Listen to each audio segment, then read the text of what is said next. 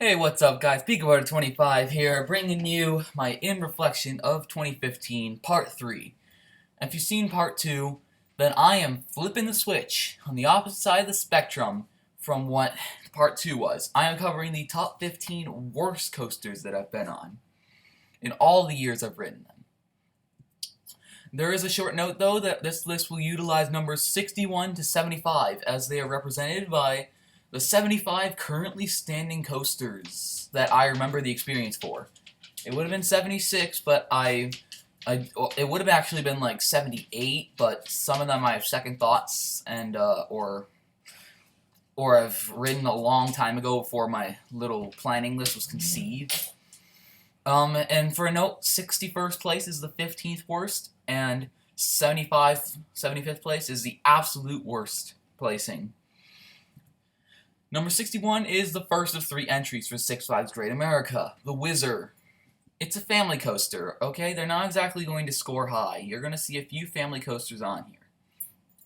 But this is a good family coaster, but there are a few inherent flaws. The spiral lift hill does take forever to go up. I mean, it does take up a large chunk of the ride. But doesn't any lift hill? The seating is really weird. It's where you have the heavier person in back, and then the lighter person sitting right on his lap, and then you have only a seatbelt to restrain you. It's very loose restraining, but that makes the transitions much more jerky than it needs to be. It's really weird restraints. And those jerky transitions. I love the in the woods secluded feeling, but the transitions are pretty jerky. Like you're getting thrown against the edge of your car. Number 62 is Adventure Express at Kings Island. There are 2 coherent problems with this coaster for me. Firstly is the aerodynamics mine train. The transitions are pretty painful, pretty rough. They are. It's an aerodynamics mine train. When are they not pretty jerky? I mean, it's aerodynamics. It really just is. And the number 2 is that the ending is very anticlimactic.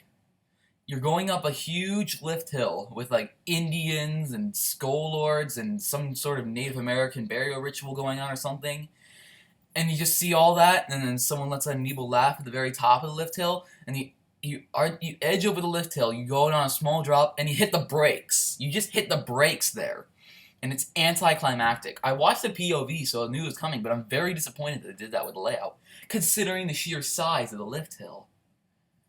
Usually, mine trains, they have a large drop at the end, but this is not the only mine train that's going to be on this list. Number 63 is Mind Eraser at Six Flags America, and yes, this does spark some controversy, but here's my justification. Yes, this is a Vekoma SLC. Yes, if I were to ride it again, it'd probably fall at least 10 more places. And yes, my last ride was when I was not a coaster enthusiast. I was a general public that happened to be in the Washington, D.C. area in July of 2014. So I knew that there was a Six Flags nearby. I had a season pass that worked at all parks, and I decided to go there. And I rode the Mind Eraser. Let me just say, it literally erased my mind, because when I got home and created this list, it was just 2 days after I went to the park. And I did not remember much of the experience of Mind Eraser. I couldn't remember much about it. And now I'm fully aware that this ride will absolutely suck if I ride it again. So this did erase my mind, and therefore it kind of hypnotized me into giving it 10 places bias if I were to ride it again. You're not going to get me next time, Mind Eraser. Number 64 is Blue Streak at Cedar Point, and this is another coaster I have not ridden in a while. Yes, I did go to Cedar Point in May of 2015, this year. But Blue Streak was down at that time. And out of all coasters, I mean, Maverick was up, TTD was up, Millennium Force was up, all the big rides were up, but just Blue Streak had to be down. Blue Streak. It had to be the only coaster down that day. But I wasn't missing too much. I mean, it's like a 50, 60 plus year old coaster. I think it was built in the 60s. And it's located at a dead end of the park. Well, no longer, because Valor Engines will actually be located there. So I might bon voyage back to Cedar Point next year, but that's still in the planning stages. We gotta calculate all sorts of travel factors. And this coaster, being old and being wooden, it's not exactly the smoothest ride. And since I haven't ridden it in a while, if I ride it again, it just may go up a few places, it may go down a few places. I'm very uncertain. All I know is that it's out and back and it has some decent airtime. Number 65 is Roar at Six Flags America, and I remember this one clear as day. This thing hurt. It really did. I really hope that they're going to get those Millennium Flyer trains from Six Flags Discovery Kingdom. I really hope they are. But this thing, it's a GCI, and it was my first GCI at that, and it left a terrible impression. Granted, it did use PTC trains instead of Millennium Flyers, and yes, Lightning Racer and American Thunder, which I have been on both, were much better than this in a later entry. This was a terrible way to kick me off the GCIs, and there was a wasp nest right inside of the brake run. And I have a terrible phobia of bees, or anything related to them. So if I just see a large insect flying around me, I freak out a little bit, and then I closer analyze it, and it's just, if it's a bee, I run. If it's a fly, okay, I can handle those. And Roar was just very painful. The ride experience has some negative personal affiliations, and this was just not a good coaster. However, they were running 2 trains on this when I went at Six Flags America on a Saturday. Well, it's a weekend, so they were running 2 trains on this. They were running 2 trains in Apocalypse. I think they were running. Yeah, I think that's all that they were running. I think they were running 2 on this and 2 in Apocalypse. Number 66 is Demon at Six Flags Great America, the second one of Great America on this list. An aerodynamics custom looper. You knew a couple of them were going to be on here. And there are more custom loopers ahead, but this one is probably, this is a classic. The original design was built in 1976, called Turn of the Century. 4 years later, they took out the double airtime hill, which is now replaced by 2 vertical loops, therefore giving it 4 inversions and following the Carolina Cobra design, or Carolina Cyclone. I think it's the Carolina Cyclone. But this one, I have not been in a while. I might go on it on Fright Fest to give it a second chance. Because I think I've avoided this one for the whole season compared to other rides I don't like there. Whizzer, Eagle, and even one of the kiddie coasters, for that fact. I've ridden those more times than I have Demon this season.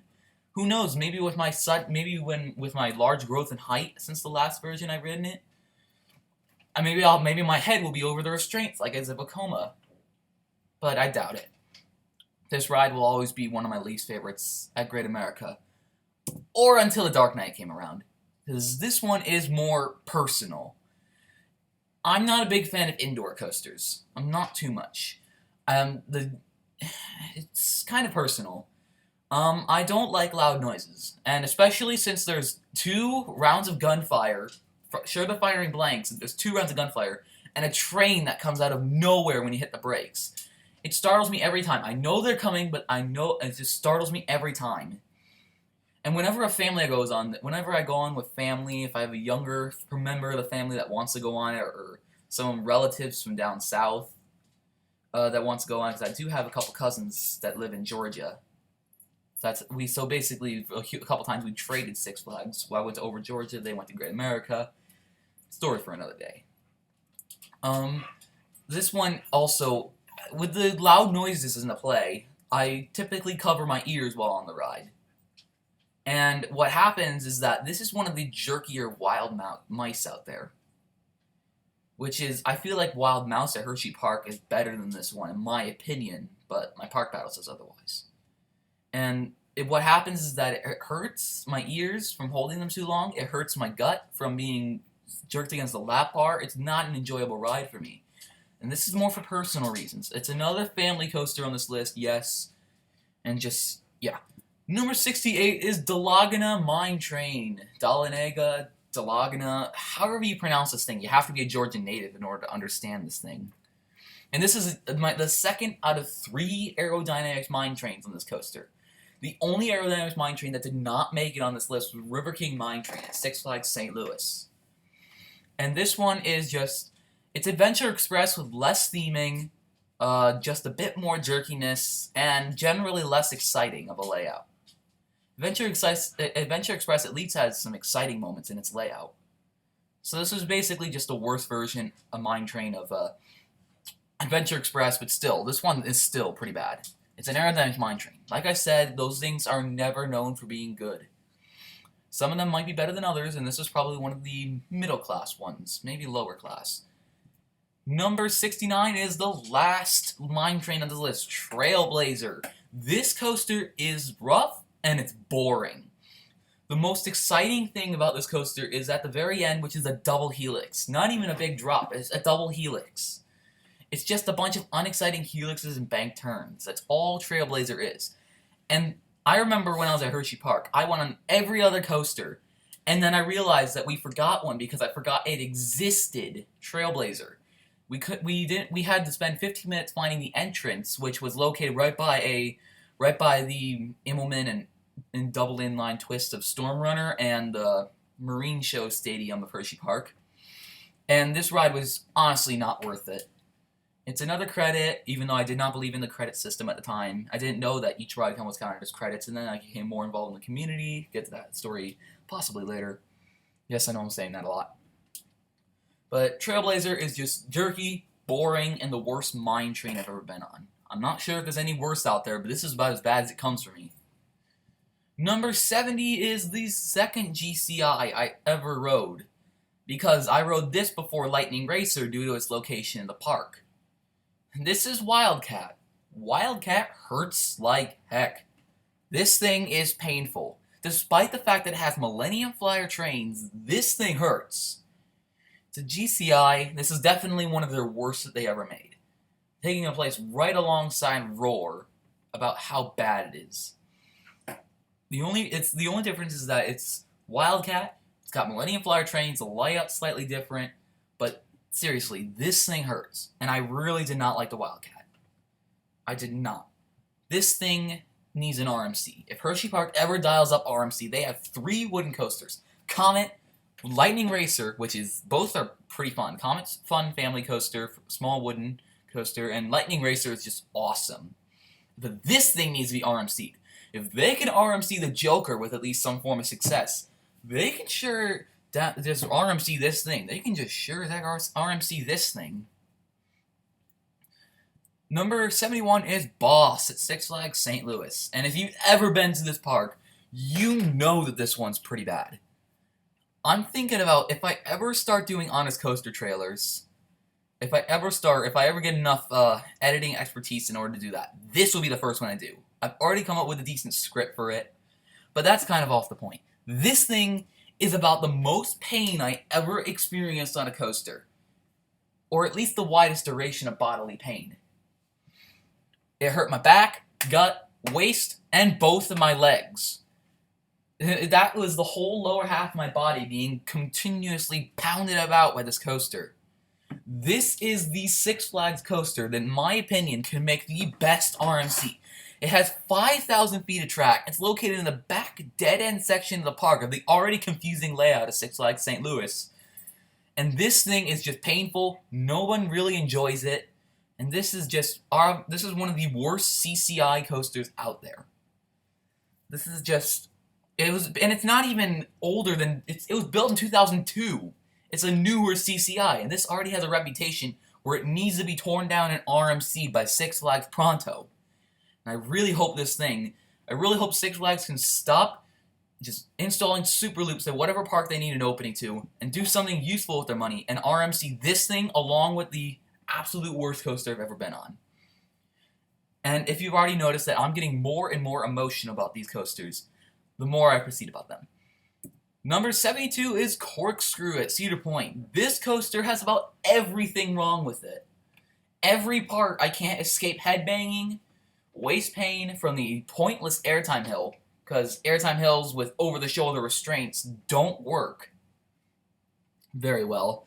And the double corkscrew causes more headbanging than Demon, and some of the other ones. And they have the bulky restraints that conceal your head instead of wrap around your neck if you're taller. So I'm glad I bring ibuprofen to whatever amusement park I'm going to. Because seriously, rides like these, you need an ibuprofen after. Number 73 is Ninja at Six Flags St. Louis. This is the first of 2 coasters named Ninja. And these things will beat you up, just like a good ninja should. But you don't want to be beat up by this thing. You don't want to ride this thing. You don't want to approach this thing. The entrance looks very cool, but the ride is not. This thing was actually half built by Aero. I think they got to the point where they got the lift hill and I think the first vertical loop done. And then Aero went out of business, so then who did they have to hire? They had to hire Vekoma to bring this thing some justice, to finish construction on this thing. They had to hire Vekoma to finish this. Out of all manufacturers of custom loopers, I guess the cheapest choice is Vekoma, but you know the CEs are going to hate this. And it's a pretty bad coaster. The only thing that's redeeming about it is that the lift hill is not necessarily jerky, but when is it ever? And the fact that the restraints, since I'm a taller guy, I'm just about 6 feet tall, average height, they go right around your neck instead of your head. So I don't need an ibuprofen after this one, but for the next one, there's a difference. It's the exact same name, Ninja, except this time it's Six Flags over Georgia. There are too many reasons, from the red yarn ball of track to the butterfly loop to the double corkscrew to the reverse sidewinder, and to you even get some headbanging when you depart the station, bank 180 degrees to the right to go up a lift hill. There's even headbanging there. And this is completely built by Vekoma. This was formerly a coaster called Kamikaze at Dinosaur Beach in a boardwalk park in New Jersey until it went out of business. And Six Flags had the brilliant idea of taking this and stuffing it onto a creek that's just coming off the local river in this area of Georgia. And they just take a brilliant idea and stuff this big, terrible, evil red ball of yarn at track just in the middle of that creek. This thing needs to go. Is this or number 75, the next coaster? Because yes, 75 is actually at the same park, Six Flags over Georgia. This thing, it just hurts. Too many reasons, too much pain, cannot process, shutting down. Number 75, the absolute worst coaster I've been on.